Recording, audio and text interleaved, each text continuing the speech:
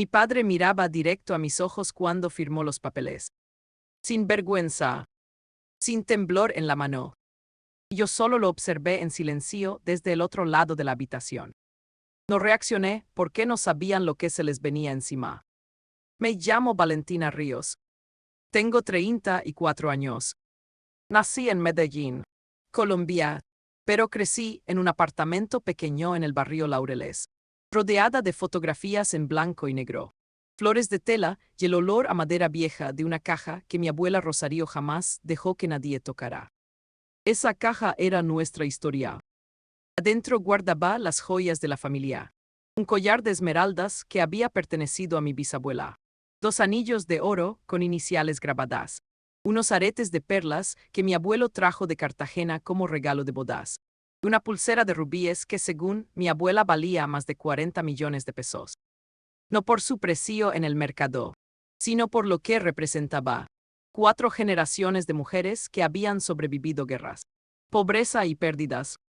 Mi padre, Eduardo Ríos, era el único hijo varón de la familia.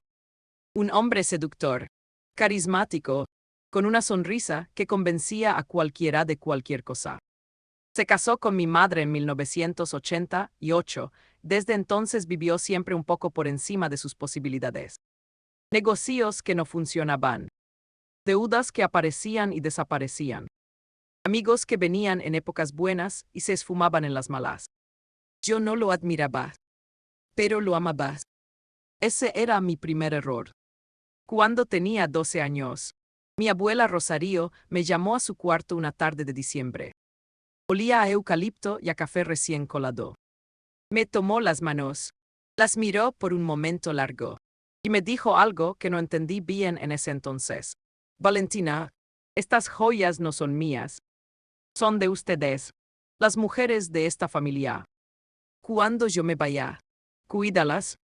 No dejes que nadie te las quite. Yo asentí sin entender el peso de esas palabras. Mi abuela murió en marzo de 2003. Yo tenía 15 años. Y aunque ella no dejó un testamento formal, porque era una mujer humilde que creía más en la palabra que en los papeles, toda la familia sabía que la caja de joyas era para mí y para mi madre. Pero mi padre lo vio diferente. Desde el año siguiente empezaron los problemas. Eduardo decía que él era el administrador de los bienes familiares, que él sabía cómo invertirlos, que el dinero guardado no producía nada. Mi madre, Carmen, era una mujer dulce, temerosa, que nunca supo decirle que no a ese hombre. Cada vez que ella intentaba defender las joyas, él la hacía sentir ignorante, sentimental, irracional. Son solo objetos, Carmen. Lo que importa es la familia viva, no los muertos. Esa frase me partió el alma. En 2008, cuando yo ya tenía 20 años y estudiaba Derecho en la Universidad de Antioquia, mi padre atravesó su peor crisis económica. Un negocio de importación de electrodomésticos se fue a quiebra y le quedaron deudas con 3 acreedores por más de 80 millones de pesos. Recuerdo las llamadas nocturnas, las voces tensas, mi madre llorando en la cocina a las 2 de la mañana. En aquel entonces no lo sabía, pero esa quiebra fue el detonador de todo. Mi padre empezó a mirar la caja de joyas de otra manera. Ya no como historia, como solución. Durante años siguió hablando de ello como una idea, como una posibilidad. Si algún día no hay de otra, yo siempre lo cortaba. Le decía que esas joyas no eran suyas, que eran un legado, que si las necesitábamos, había que hablar en familia, con transparencia, con acuerdos. Él asentía, sonreía, y yo creía que él lo había convencido. Ese fue mi segundo error. En enero de 2019, mi madre fue diagnosticada con un tumor benigno en el ovario derecho.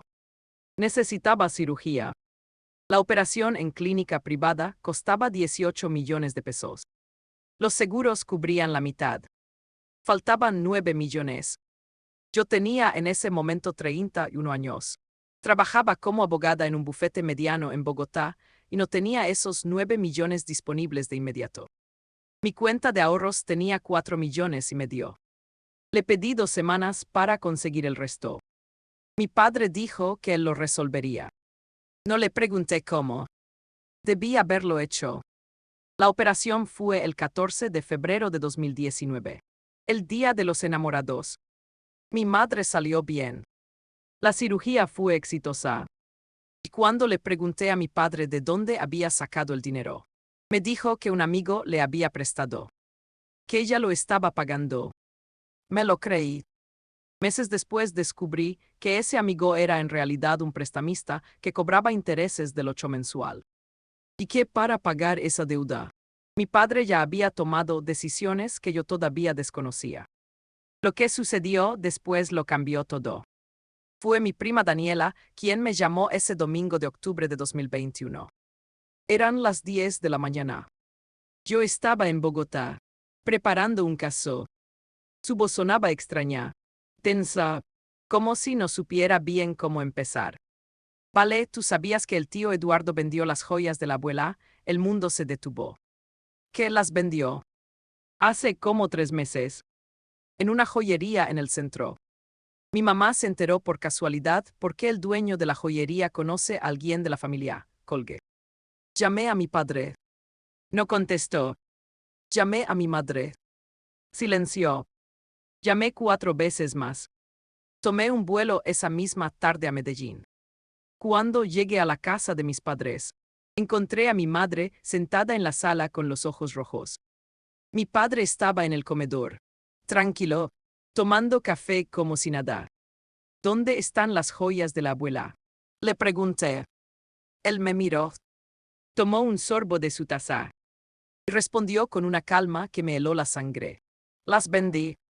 Necesitaba saldar la deuda del prestamista. ¿Era eso o perder la casa? Esas joyas no eran tuyas, yo soy el hombre de esta familia. Valentina. Y tomé la decisión que había que tomar, no grité. No lloré frente a él. Algo dentro de mí se cerró como una puerta de hierro. Esa noche, en el cuarto donde crecí, lloré durante horas. Pero también abrí mi computador. Y empecé a trabajar. Lo primero que hice fue pedir la escritura de la casa familiar. Como abogada, sabía exactamente qué buscar. Y encontré algo que mi padre no esperaba que encontrara.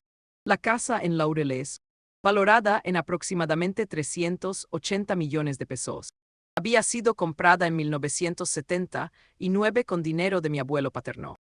Pero en el testamento de mi abuelo, redactado en 1997, registrado en la Notaría 9 de Medellín, decía claramente que la casa y los bienes de la familia debían pasar a todos los herederos en partes iguales, incluyendo a mi madre Carmen como cónyuge superviviente. Mi padre no era el único dueño. Pero eso no era todo. Contraté a un investigador privado, el señor Hernando Vázquez, con 20 años de experiencia en casos patrimoniales. En 2 semanas, Hernando me entregó un informe de 34 páginas. Mi padre no había vendido las joyas una sola vez. Las había estado vendiendo en partes durante 3 años. Primero los aretes de perlas en 2018, por 4 millones. Luego los anillos en 2019, por 6 millones. Y finalmente el collar de esmeraldas, la pulsera de rubíes en julio de 2021, por 22 millones a la joyería Restrepo en el barrio Villanueva. Total recibido, 32 millones de pesos. ¿A dónde fue ese dinero? No al prestamista. No a la deuda. Hernando encontró transferencias a una cuenta que yo no conocía. Una cuenta a nombre de Gloria Inés Tamayo, la amante de mi padre durante 8 años. En aquel entonces no lo sabía. Pero mi madre tampoco. Durante los siguientes 4 meses actué con una precisión que me sorprendió a mí misma. Primero, recopilé toda la documentación.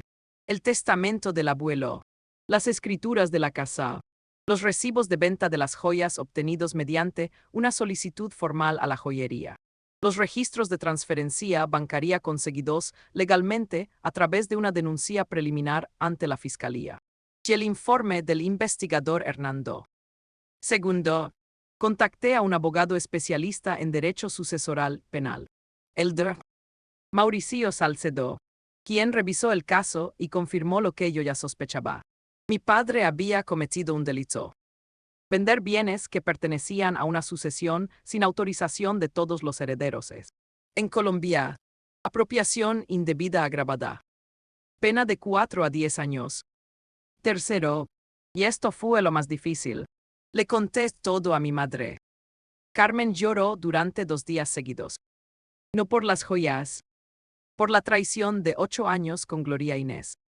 Pero cuando terminó de llorar, me miró con una frialdad que nunca le había visto y dijo: haz lo que tengas que hacer.